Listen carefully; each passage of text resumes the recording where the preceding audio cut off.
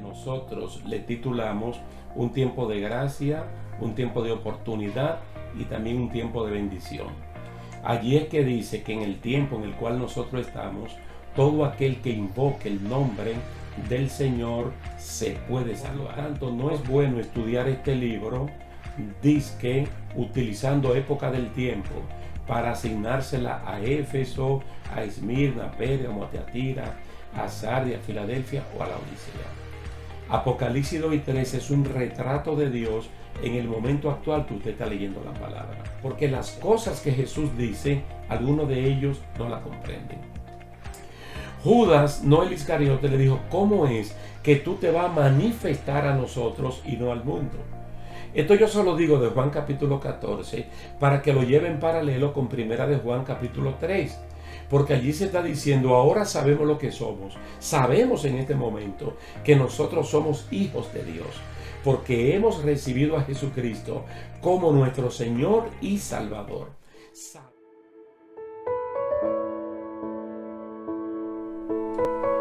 Saludos, Dios les bendiga, queridos hermanos. De nuevo estamos aquí para continuar nuestro estudio bíblico acerca del orden de los tiempos, tal y como está revelada la agenda del Señor en su santa y bendita palabra, una agenda que está diseñada por eventos, pero que no tiene fecha.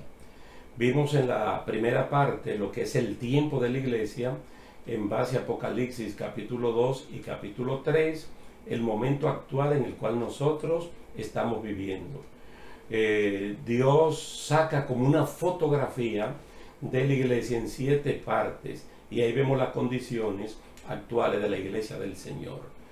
Tanto Esmirna como Filadelfia son los mejores momentos para la iglesia en términos espirituales, pero ambas congregaciones tenían pruebas, luchas y grandes dificultades, incluyendo la pobreza de bienes materiales. Ahora vamos a ver lo que se llama entonces el arrebatamiento de la iglesia, lo que popularmente es conocido como el rapto de la iglesia. Usted se da cuenta inmediatamente que estamos hablando de arrebatar la iglesia, de raptar la iglesia. Entonces, para poder arrebatar la iglesia, por eso fue que tuvimos que ver la primera parte, lo que es el tiempo de la iglesia, lo que es el momento de la iglesia. Para esto entonces vamos a ver los pasajes más tradicionales que tienen que ver con el arrebatamiento de la iglesia, que son los pasajes que están en Primera Tesalonicenses capítulo 4 versos 13 al 18 y Primera Corintios capítulo 15 versos 51 al 54. Vamos a encontrar también palabra de soporte en Isaías 42, 9, en Deuteronomio capítulo 29, 29, y también veremos los primeros 2 versículos de Apocalipsis 4, y también un consejo muy bueno que el apóstol Pablo da en la carta a los Efesios capítulo 1, versículo 13 y 14, y también el 4:30. Vamos a ver directamente entonces qué es lo que dice Primera Tesalonicenses 4:13, que es el pasaje del cual ha salido ese gran eslogan de la venida de Jesucristo. Mire la forma como Pablo escribe a los hermanos y el trasfondo. Si usted no lo sabía, debe saber lo que era que algunos hermanos de la iglesia de Tesalónica, ellos estaban esperando a Jesucristo en el tiempo de ellos, estando ellos vivos. Todavía el mensaje de su retorno, cuando Cristo ascendió al cielo, estaba muy fresco y todo el mundo lo estaba esperando en su tiempo, en su momento. Entonces, cuando moría un cristiano, las personas se entristecían sin esperanza. Entonces Pablo, enterado, así es que él escribe, y mire cómo lo hace iniciando en el verso 13. Tampoco queremos, hermanos, que ignoren acerca de los que duermen, para que no se entristezcan como los otros que no tienen esperanza. Si creemos que Jesús murió y resucitó, así también traerá Dios con Jesús a los que durmieron en él.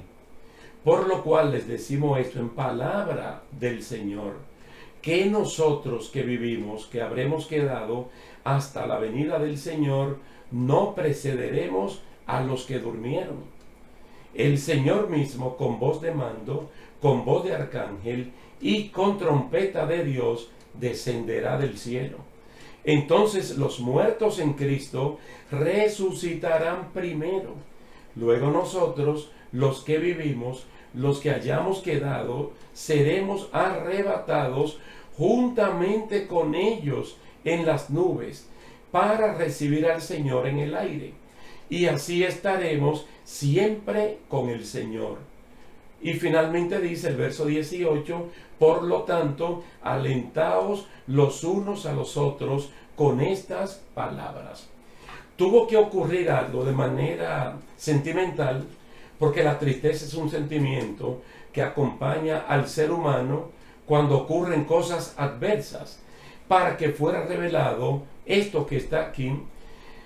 Si nosotros tomamos en cuenta que las cartas apostólicas, especialmente Primera Tesalonicenses, se puede considerar como el primer documento de todo el Nuevo Testamento, entonces estaríamos hablando de algo que el pueblo de Dios le ponía mucha atención, es decir, estaban a la expectativa. Entonces el trasfondo es que al morir un creyente en Tesalónica, ellos creían que se iba a perder de la bienaventuranza de la venida de Jesucristo. Entonces el apóstol Pablo explica dos cosas que hasta el día de hoy tienen relevancia y son muy importantes.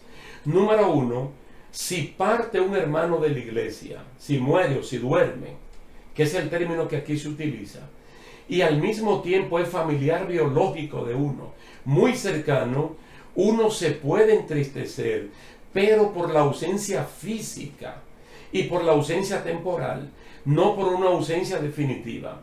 Entonces sí se da la tristeza, pero en el creyente es una tristeza que está acompañada con esperanza. ¿Cuál esperanza? De que nos vamos a volver a ver. Por eso es que él dice que si usted y yo creemos en Jesús y creemos que Jesús murió y resucitó, Dios va a traer con Jesús a los que durmieron en él. Es decir, es la segunda parte de la esperanza que el Señor edifica en el corazón de cada creyente. Y es de que nosotros nos vamos a volver a ver, nos vamos a reconocer. Incluso vamos a conocer personas que nunca antes habíamos conocido.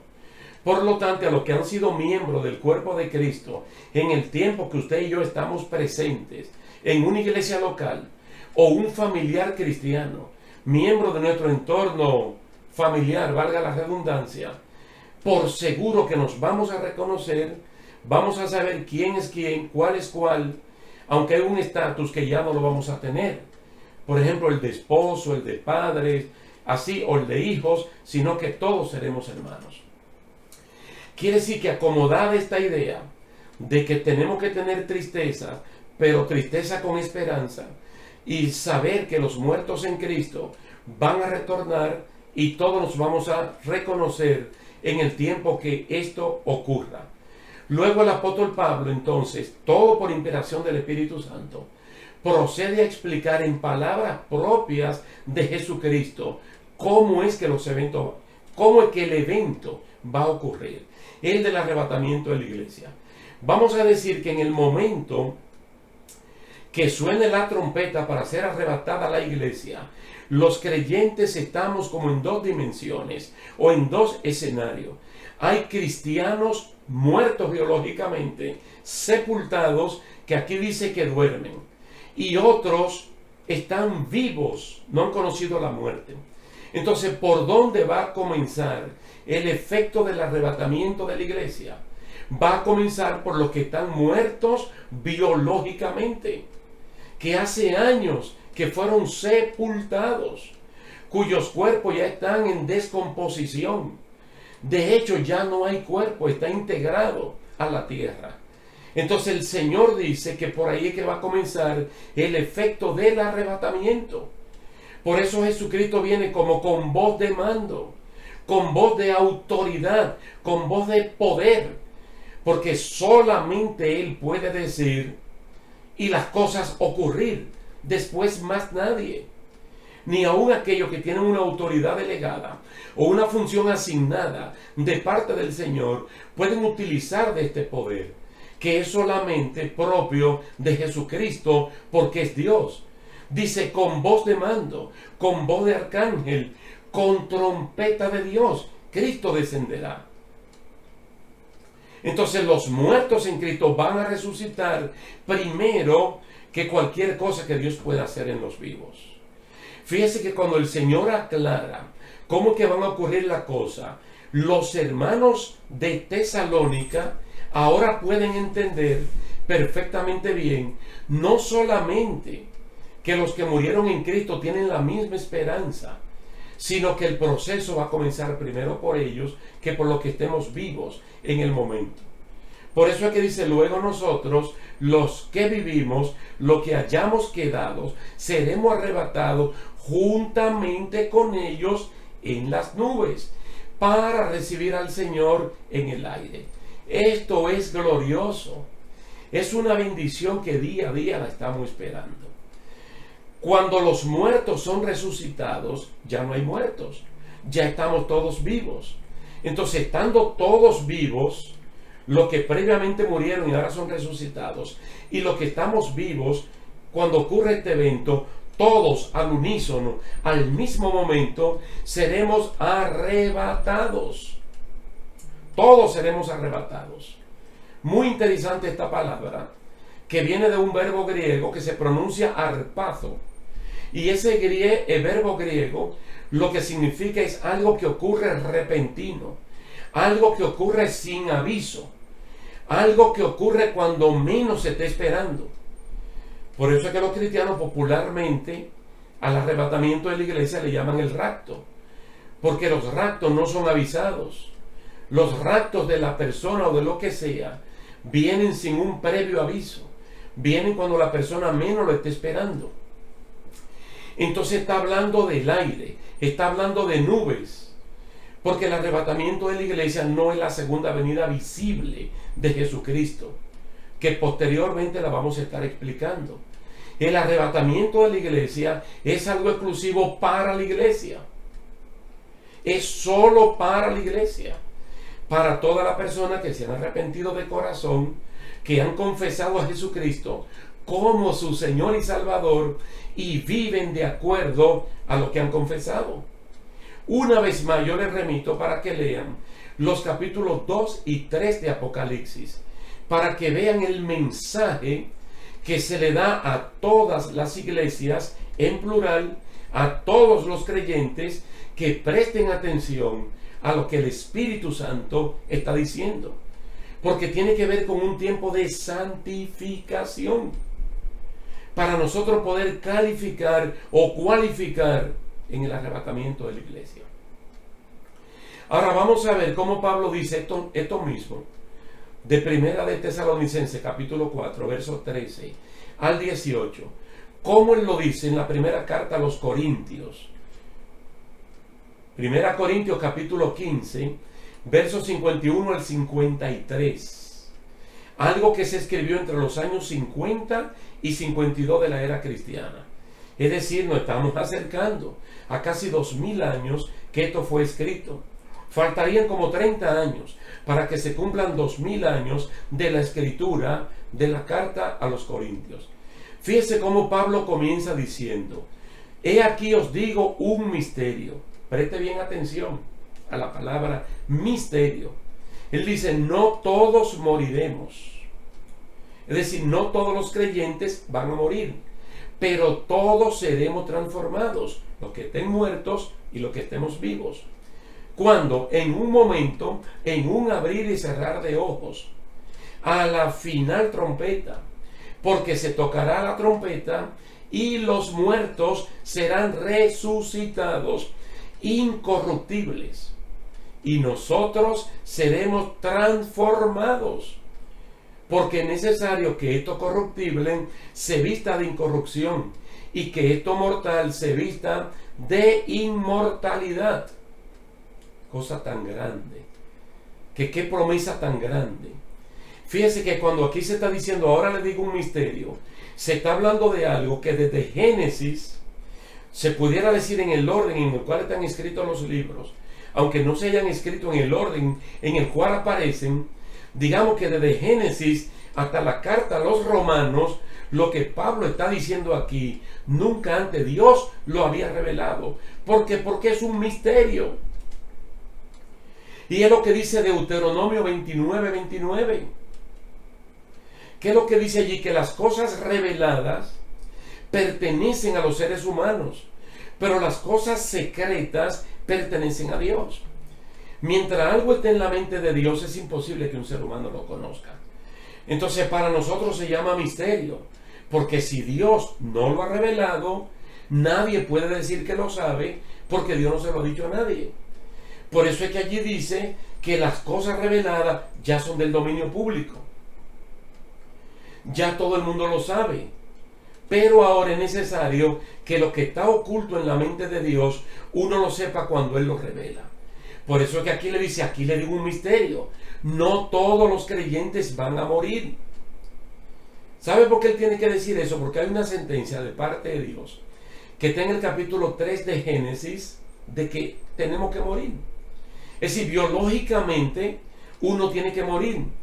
Y desde Adán y Eva para acá, todo ser humano muere, exceptuando a Enoc, que fue traspuesto por Dios precisamente para que no vea la muerte. Pero no vamos a abundar de Enoc en este punto, sino cuando estemos hablando en Apocalipsis 11 de los dos testigos. Pero él fue llevado por Dios para que no viera la muerte. Cosa distinta de Elías, que también hablaremos posteriormente de por qué Dios se lo llevó, para qué Dios se lo llevó y si él tiene que regresar.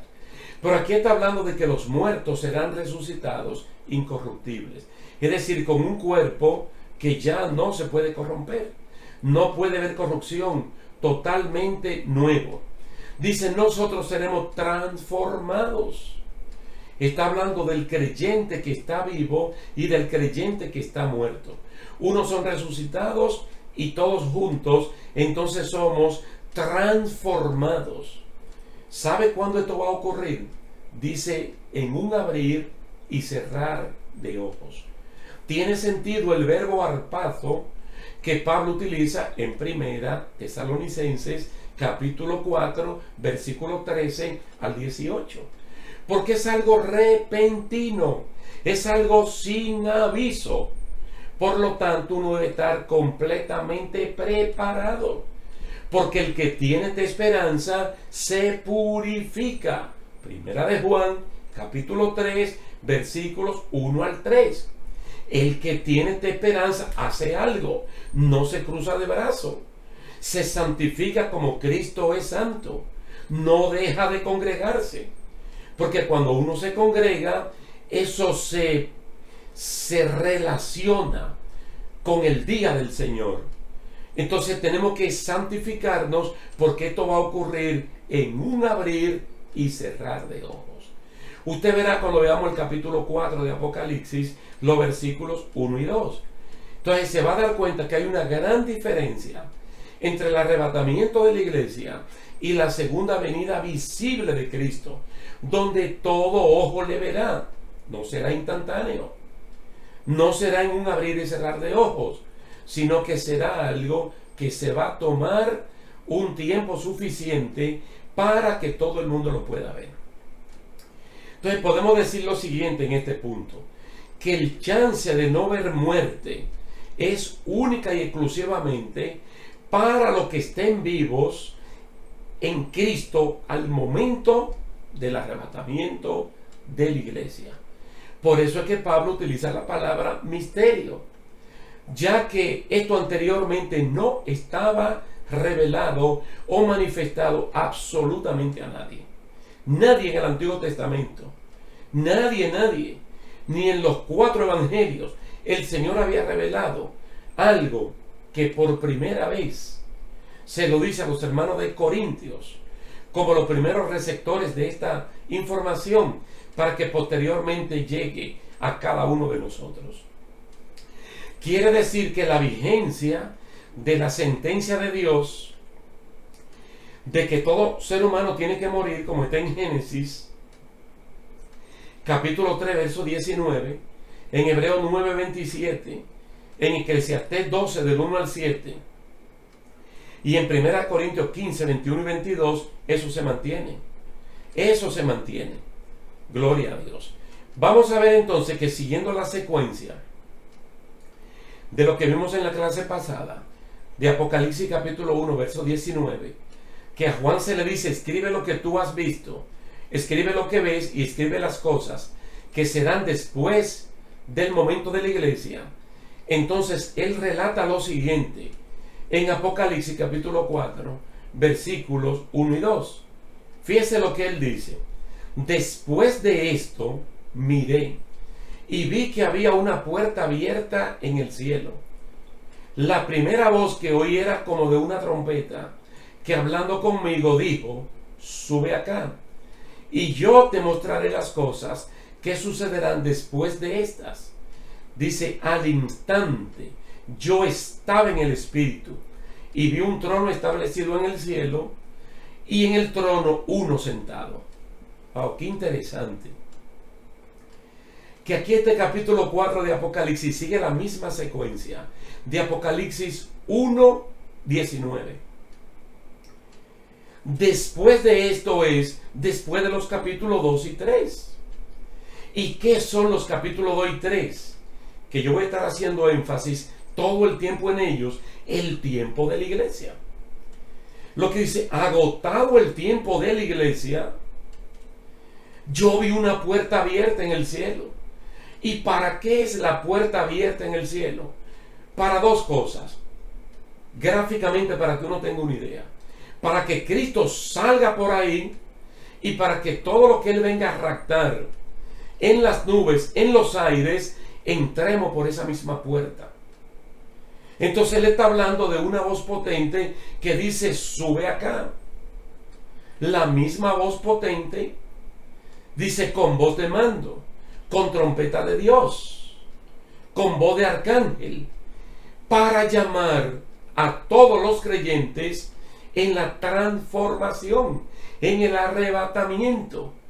Aquí también él utiliza la palabra al instante, que son las mismas palabras de 1 Corintios capítulo 15, verso 51 en adelante. En un abrir y cerrar de ojos. Oh, gloria a Dios. Ahora mire, es muy interesante cuando seguimos la secuencia de Reina Valera del 60.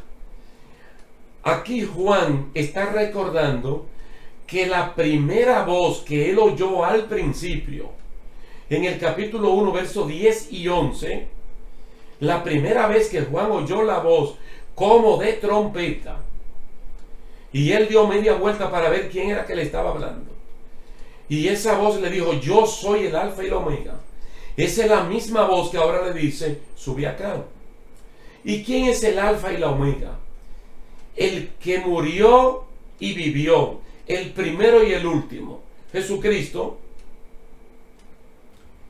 Ustedes lo pueden leer en el verso 10. Yo estaba en el Espíritu en el día del Señor, y oí detrás de mí una gran voz como de trompeta, que decía, yo soy el alfa y la omega, el primero y el último. Es decir, la voz de trompeta identifica claramente a Jesucristo, el que viene con voz de mando, que ahora en el capítulo 4 él dice, sube acá. Gloria a Dios. Ustedes se pueden dar cuenta que ahora Cristo viene a buscar solamente a los que son de Él. Cristo no vuelve en relación con el pecado. Jesucristo viene a buscar los que son de Él. Y se lo voy a explicar con las palabras de Pablo, escrita a los Efesios, capítulo 1, versos 13 y 14. Lo pueden leer juntamente conmigo.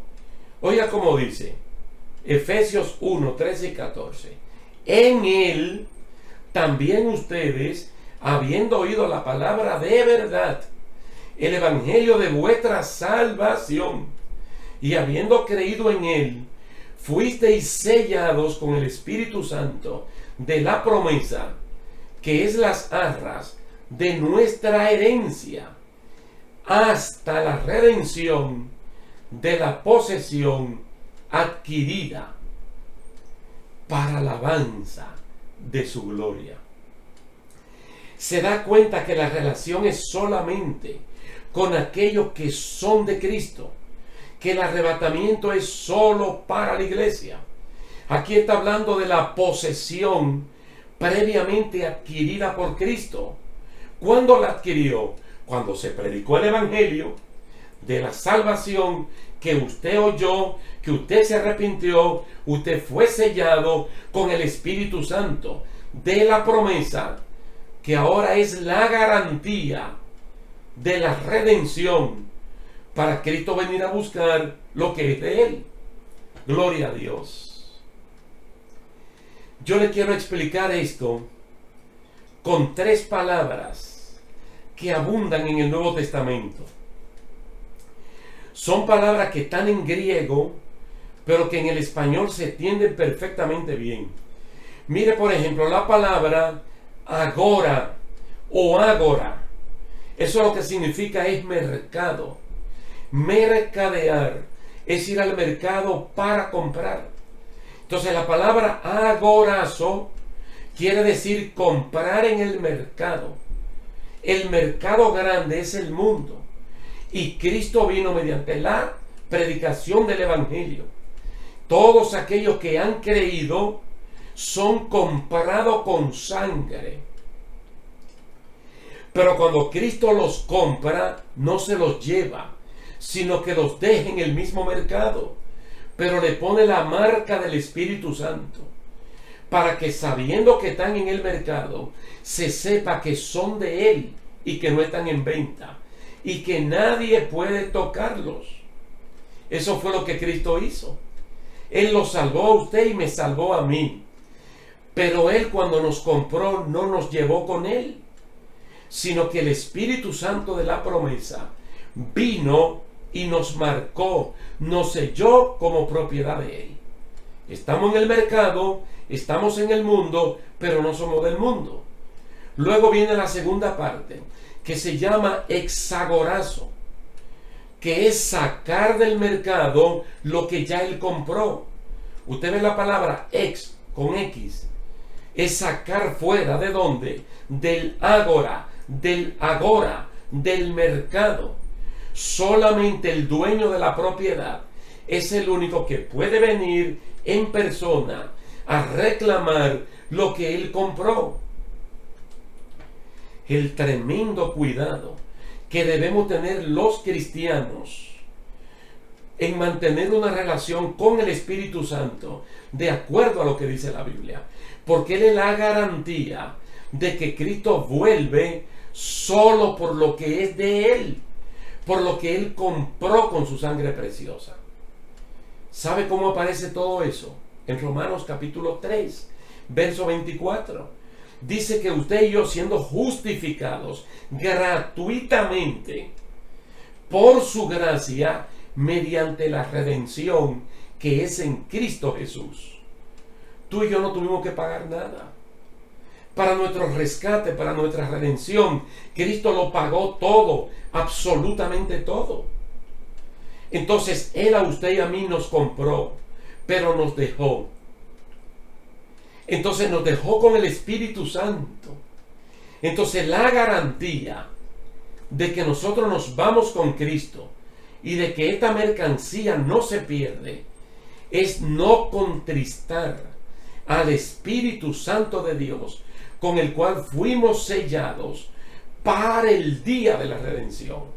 Efesios capítulo 4, versículo 30. Entonces se da claramente la relación que nosotros tenemos con el Espíritu Santo. Déjeme finalizar esta parte haciéndote un resumen de cómo es el asunto. Nosotros somos de Cristo porque fuimos comprados por Él. Entonces algunos creyentes pueden morir biológicamente y son sepultados. ¿Cómo le llama la Biblia al lenguaje de morir? Dormir, dando a entender que van a ser despertados. Romanos 14 dice, sea que vivamos o sea que muramos, del Señor somos, porque Él nos compró con su propia sangre. Él nos redimió. Ahora somos posesión de Él. Nosotros somos lo que Cristo adquirió, pero no nos llevó. Entonces ya eso ocurrió. Entonces ahora mantenemos una relación con el Espíritu Santo y no lo podemos contristar, porque el Espíritu Santo se puede apartar. Y si el Espíritu Santo se aparta de nosotros, entonces estamos perdidos, es una mercancía perdida. Por eso Él está diciendo la relación que hay que mantener, tanto en Efesios capítulo 1, 13 y 14, como el 4, 30. Porque ahora Cristo viene a buscar solamente lo que es de Él, para que se dé el hexagorazo. Él tiene que sacarlo del mercado y llevarlo a la libertad, que es la parte que se llama lutro, libertad concebida por alguien que pagó el precio por cada uno de nosotros. Yo insisto, hermanos, que en el orden de los tiempos, las cosas más importantes están en Apocalipsis 2 y 3. Hay un retrato de la iglesia que tú y yo tenemos que vernos en Esmirna y en Filadelfia y estar todo el tiempo santificándonos y pidiéndole a Dios de que su venida por la iglesia sea justo en el día de hoy. Cristo está a la puerta. La esperanza bienaventurada del creyente es que Cristo viene. Vamos a dejar esta parte hasta aquí, dándole las gracias, la gloria y la honra a Dios y a ustedes que nos han dispensado su atención. Así es que en la próxima parte vamos a estar hablando del gobierno del anticristo. Un gobierno que no se puede instaurar mientras la iglesia de Jesucristo y el Espíritu Santo estén aquí en la tierra. Así que Dios le bendiga, Dios le guarde y hasta la próxima.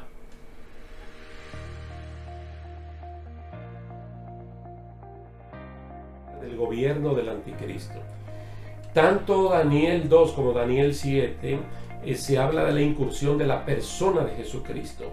En Daniel 2, Él es la piedra no cortada con mano de hombre que derribó el sistema imperial completo, dándole en los pies, y cayó y fue desmenuzada la estatua completamente.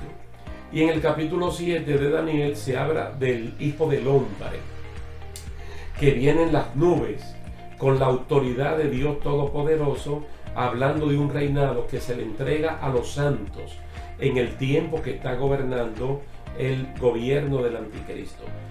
Esa es la palabra que hay que tener presente ahora mismo, segunda de Tesalonicenses capítulo 2, verso 1 al 9, porque clarifica perfectamente bien cómo es que van a ocurrir las cosas.